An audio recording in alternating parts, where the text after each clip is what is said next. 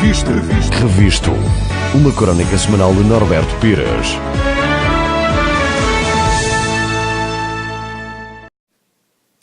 E acabou o tempo para este programa. Acabou o tempo era também o tema da minha crónica do dia 11 de outubro no Diário As Beiras. Uma crónica que eu assino às quintas-feiras e que passarei a divulgar no final de cada um dos incentros. Dizia então eu nessa crónica: acabou o tempo. Na verdade, o tempo acabou em 2010, mais ou menos por esta altura, quando preparávamos o Orçamento de Estado de 2011. Andamos há 2 anos a adiar e a olhar para o espelho, tentando ver nele o que nunca existiu. Por cobardia e porque os egos, as ambições pouquinhas e os interesses pessoais estiveram sempre acima do interesse nacional. Era já muito claro, nessa altura, que tinha acabado o tempo, que tinha quase acabado o dinheiro e que eram necessárias rupturas. O que fizeram as instituições democráticas e os eleitos? Nada.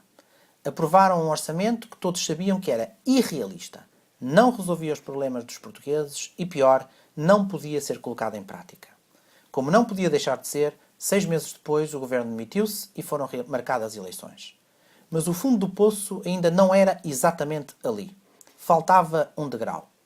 Não havia dinheiro, que entretanto acabou, mas podia pedir-se emprestado, mesmo que para isso fosse necessário entregar a soberania nacional.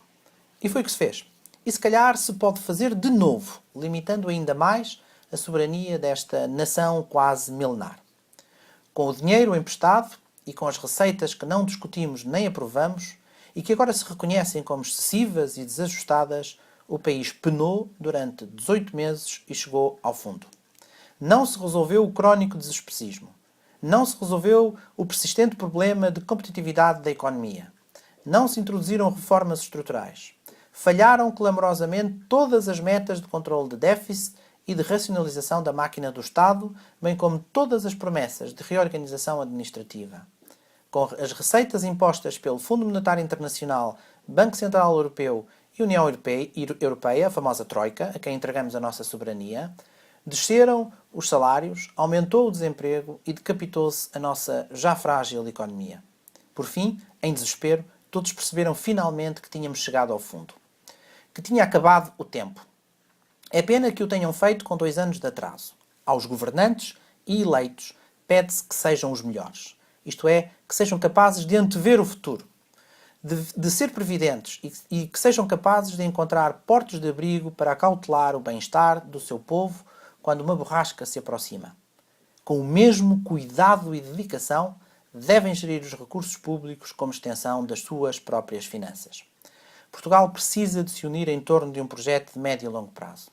Estar no fundo significa que agora tudo o que seja circunstancial, ou seja, feito em cima do joelho, sem estratégia, mostrará o que parece já bem evidente: políticas erráticas e inconsequentes.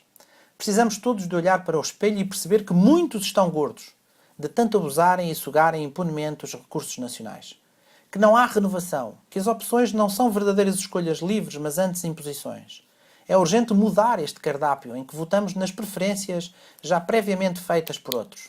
A continuar assim, a democracia e a liberdade estão cada vez mais limitadas, apesar de muitos estarem ultrapassados no tempo e na história e de nos terem conduzido até aqui, nestes 38 anos de irresponsabilidade. Mesmo assim, continuam diariamente a opinar sem o mínimo de vergonha.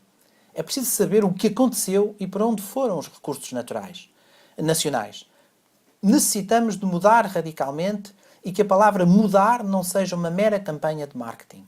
Mas, acima de tudo, precisamos de ver, olhando para o espelho longamente, que sem debate não somos verdadeiramente um país.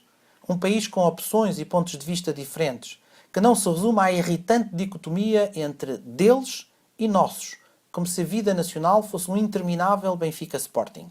Precisamos de um projeto patriótico mobilizador, que afirme qual o nosso papel no mundo, o que queremos ser e para onde vamos. Sem isso, andamos ao sabor do vento, perdidos no tempo, enxutados, desrespeitados, penando, como dizia Sofia, em busca de um país liberto, de uma vida limpa e de um tempo justo. Atingido o fim, com este nível pornográfico de desemprego e com esta inaceitável carga fiscal, a única forma é construir, com exemplo, dedicação e verdade, um projeto que de novo dê esperança aos portugueses. Não vai ser fácil a reconstrução, mas a edificação é para o coletivo e tem de ser ajudada por todos. Só se sairá do fundo construindo uma ponte que liga a nossa história heroica ao presente de desânimo e que, passo a passo e sem corta-caminhos, faça regressar a nossa autoestima perdida. Acabou o tempo e ainda bem. Precisamos de um governo que nos guie durante a tempestade e recupere a nossa soberania, ao mesmo tempo que todos debatemos o que queremos ser como país e como povo.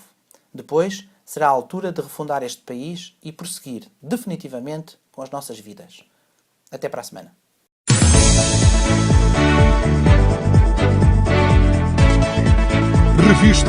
Revisto. Uma crónica semanal de Norberto Pires.